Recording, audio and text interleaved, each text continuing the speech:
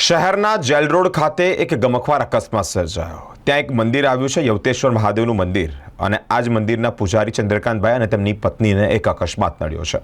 અકસ્માત થતાની સાથે તેઓને શરીરના ભાગે ગંભીર ઇજાઓ પણ પહોંચી હતી। એક ખાનગી હોસ્પિટલમાં સારવાર માટે ખસેડવામાં આવ્યા છે।